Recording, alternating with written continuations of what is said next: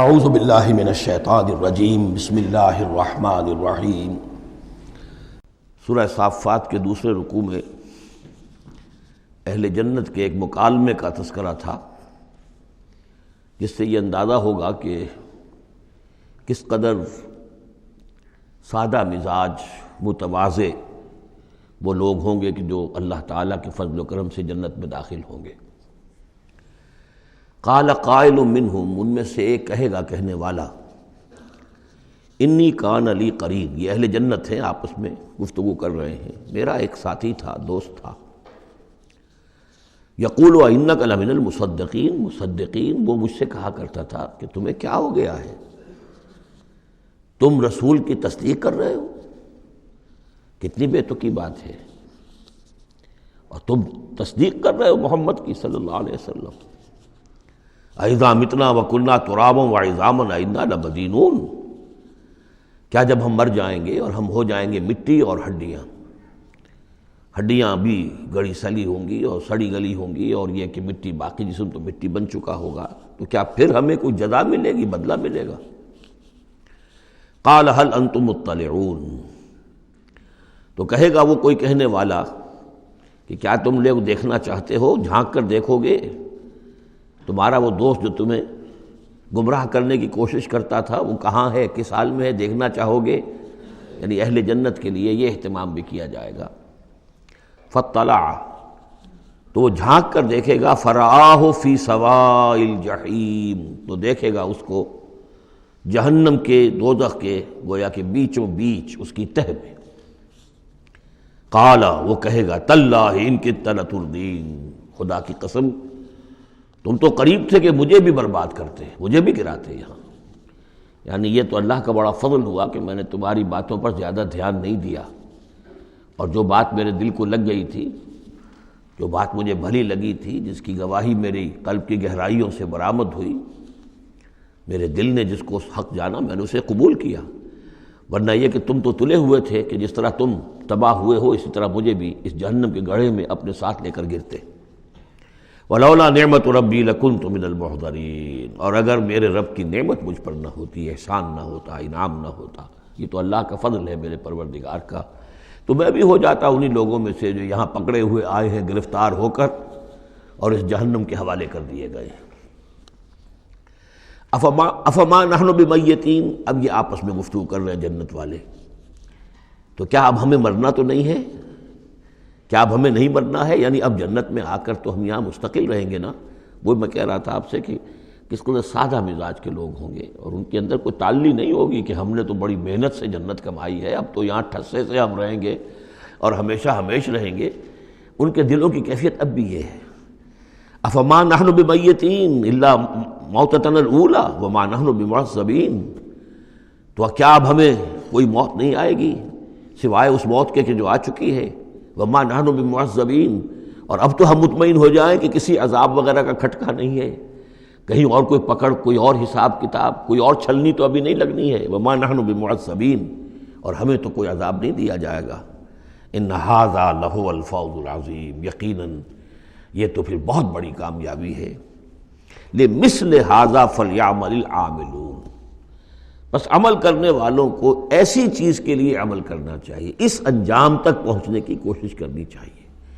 یہ ہے وہ انجام کہ جو اہل جنت کا ہوگا، اور اس انجام کو اپنے سامنے رکھ کر ہر محنت کرنے والا، عامل تو سب ہیں، بھاگ دوڑ تو سب کر رہے ہیں، دنیا پیش نظر ہے، دنیا بھی بغیر بھاگ دوڑ کے تو نہیں ملتی، محنت ہوتی ہے، دن رات کی ہوتی ہے، خون پسینہ ایک کر کے دنیا ملتی ہے، لیکن یہ ہے کہ اصل میں یہ خون پسینہ جو ہے انسان کا وہ اتنا قیمتی ہے کہ اس کے عوض تو یہ جنت حاصل کرنی چاہیے، نہ یہ کہ محض دنیا کی چند روزہ زندگی کے عیش و آرام اور صرف اس کی زیبائش و آرائش۔ اذالک خیر نزلا ام شجرۃ الزقوم، بھلا یہ کیفیت بہتر ہوگی، یہ انجام بہتر ہوگا، یا وہ ایک مہمان نوازی کے اعتبار سے، نزل پہلی مہمان نوازی، ام شجرۃ الزقوم، یا زقوم کا درخت بہتر ہوگا کہ جو جہنمیوں کو دیا جائے گا، ان کا جو ناشتہ ہوگا وہ زقوم سے ہوگا۔ انا جعلناها فتنة للظالمین، ہم نے اس درخت کو ظالموں کے لیے، کافروں کے لیے فتنہ بنا دیا۔ اس کا ذکر آ چکا ہے سورہ بنی اسرائیل میں کہ یہ جو درخت ہے زقوم، قرآن کہتا ہے کہ جنت جہنم میں ہوگا، جہنم تو آگ کی جگہ ہے، تو وہاں درخت کیسے ہو جائے گا؟ کہاں درخت کہاں آگ؟ تو ہم نے اس کو فتنہ بنا دیا ہے۔ وہ لوگ سب ساری چیزیں جو ہے اس دنیا کے قوانین پر قیاس کر رہے ہیں، اس عالم کے قوانین یہ نہیں ہے، اس قوانین اور ہیں۔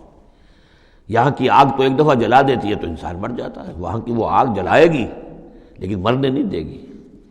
یہاں کھال جھلس گئی تو پھر کوئی لمبی چوڑی جو ہے وہ پلاسٹک سرجری کی جائے تو شاید دوبارہ کچھ ہو جائے، ورنہ یہ کہ خود بخود تو نہیں آ جائے گی۔ لیکن وہاں یہ ہے کہ جیسے ہی کھال جھلس جائے گی اور کھال اللہ تعالیٰ ان کو عطا کر دے گا۔ تو وہاں کے نوامیس، وہاں کے قوانین، وہاں کے جو بھی لاز ہیں وہ مختلف ہیں یہاں کے قوانین سے۔ اِنَّا جَعَلْنَاهَا فِتْنَةً لِلظَّالِمِينَ إِنَّهَا شَجَرَةٌ تَخْرُجُ فِي أَصْلِ الْجَحِيمِ، وہ ایک درخت ہے کہ جو جہنم کے بالکل تہ میں سے ابھرے گا، نکلے گا۔ طَلْعُهَا كَأَنَّهُ رُءُوسُ الشَّيَاطِينِ، اور اس کے گابھے ایسے ہوں گے، خوشے ایسے ہوں گے جیسے شیطانوں کے سر ہیں، یعنی کوئی بہت ہی خوفناک قسم کے اور بہت بدنما۔ فَإِنَّهُمْ لَآكِلُونَ مِنْهَا، پھر یہ جو جہنمی ہے یہ کھائیں گے اس میں سے مجبور ہو کر۔ ویسے انسان اس کو دیکھنا تک پسند نہیں کرے گا، اس میں اس قدر کراہت ہوگی، لیکن یہ کہ چونکہ بھوک کی شدت ہوگی تو وہ کھائیں گے، منہ ماریں گے اس میں۔ فَمَالِئُونَ مِنْهَا الْبُطُونَ، اور اس سے اپنے پیٹوں کو بھریں گے۔ ثم ان لهم علیہا لشوبا من حمیم، پھر جب اندر سے وہ کھولے گا اور پیاس کی طلب ہوگی تو پھر انہیں ایسا پانی دیا جائے گا کھولتا ہوا پینے کے لیے کہ جس میں پیپ کی ملاوٹ ہوگی، پیپ ملایا گیا ہوگا، لشوبا من حمیم۔ ثم ان مرجعهم الى الجحیم، پھر یہ تو ابھی ابتدائی ہو گئی نا، جو ان کی مہمان نوازی جو ہے ابتدا میں ہو رہی ہے، اور اس کے بعد پھر ان کو لوٹا دیا جائے گا جہنم میں۔ انہم الفوا آباہم ضالین، یہ وہ لوگ ہیں جنہوں نے اپنے آباء و اجداد کو پایا گمراہ، بھٹکا ہوا، اب انہی کے اوپر انہوں نے انہی کے نقش پا پر چلنا شروع کر دیا۔ فہم علی آثارہم یہرعون، تو انہی کے نقوش پا پر اب یہ دوڑ رہے ہیں، بے اختیار دوڑے چلے جا رہے ہیں، بغیر سوچے سمجھے، جو بھی آباء و اجداد کے طور طریقے ہیں۔ وَلَقَدْ ضَلَّ قَبْلَهُمْ أَكْثَرُ الْأَوَّلِينَ، حالانکہ ان سے پہلے بھی جو پہلے لوگ تھے ان کی اکثریت بھی گمراہ تھی، وہ تو ہم دیکھ چکے ہیں۔ ان تطع اکثر من فی الارض یضلوک عن سبیل اللہ، یہ ہم آیت پڑھ چکے ہیں۔ اگر تم زمین میں بسنے والوں کی اکثریت کی پیروی کرو گے تو وہ تو تمہیں گمراہ کر کے چھوڑے گی۔ پھر یہ آیت بھی سورہ یوسف میں آ چکی ہے، وما یؤمن اکثرهم باللہ الا وهم مشرکون، کہ ان کی اکثریت جو ہے اللہ پر ایمان نہیں رکھتی مگر کسی نہ کسی نوع کے شرک کے ساتھ۔ اور شرک یہی ہوتا ہے کہ ایک بڑے اللہ کو مان کر کسی نہ کسی چھوٹے اللہ کو بھی مانا جائے، اور ہوتا یہ ہے کہ وہ چھوٹا خدا جو ہے وہ اعصاب پر سوار ہو جاتا ہے، اور بڑا تو کہتے ہیں وراء الورا وراء الورا، وہ تو ہے بیٹھا ہوا ہے، اسے اس دنیا کی فکر بھی نہیں ہے، کوئی چنتا بھی نہیں ہے، کوئی تشویش بھی نہیں ہے، وہ اپنے اندر مگن ہے۔ مشائین کا فلسفہ یہ ہے جو ارسطو کے پیروکار ہیں، اور ہمارے ہاں اکثر جو متکلمین ہیں وہ سب مشائین ہیں، ارسطو کے پیروکار ہیں اکثر متکلمین۔ تو متکلمین کے اس مشائین کا، ارسطو کا فلسفہ یہ ہے کہ اللہ تعالیٰ صرف کلیات کا عالم ہے، جزیات کا نہیں ہے۔ زیادہ اسے اس کائنات کی فکر ہی نہیں، اس نے بس پیدا کر دیا ہے، بس اللہ اللہ خیر صلی اللہ، کچھ قوانین بنا دیے، یہ خود بخود چل رہی ہے، اب اسے اس سے کچھ سروکار نہیں ہے۔ جیسے کہ کوئی کھلاڑی جو ہے وہ فٹ بال کو کک مارتا ہے، اب وہ فٹ بال جا رہی ہے، اب کھلاڑی ادھر کھڑا ہے، فٹ بال جا رہی ہے، اب یہ کھلاڑی چاہے کہ روک لے تو وہ فٹ بال کو روک تو نہیں سکتا، یہ تو جا رہی ہے، وہ تو زمین کی فرکشن ہے، کوئی رکاوٹ ہے، یا اس کی اپنا مومنٹم ختم ہوگا تو پھر یہ ہے کہ وہ رکے گی۔ تو یہ تصورات بھی اللہ کے بارے میں دنیا میں رہے ہیں، اور بڑے بڑے حکماء کے رہے ہیں، فلاسفہ کے رہے ہیں۔ انسان نے جب اپنے پیمانے ہیں ان پر اللہ کو ناپنا چاہا اور تولنا چاہا تو پھر اسی قسم کی حماقتوں میں انسان مبتلا ہوا۔ وَلَقَدْ ضَلَّ قَبْلَهُمْ أَكْثَرُ الْأَوَّلِينَ، ان سے پہلے بھی جو پہلے تھے، پہلوں کی اکثریت بھی تو گمراہوں پر مشتمل تھی۔ وَلَقَدْ أَرْسَلْنَا فِيهِمْ مُنذِرِينَ، ہم نے ان میں بھی اپنے خبردار کرنے والے بھیجے تھے۔ فَانظُرْ كَيْفَ كَانَ عَاقِبَةُ الْمُنذَرِينَ، تو دیکھ لو کیسا انجام ہوا ان کا جن کو خبردار کر دیا گیا تھا۔ قوم نوح کا کیا انجام ہوا، قوم ہود کا، قوم صالح کا، قوم شعیب کا، اور صدوم اور عمورہ کے شہروں کا، تم دیکھ لو کیا انجام ہوا۔ الا عباد اللہ المخلصین، البتہ ان میں سے جو اللہ کے خاص بندے تھے اللہ نے ان کو بچایا۔ صدق اللہ العظیم۔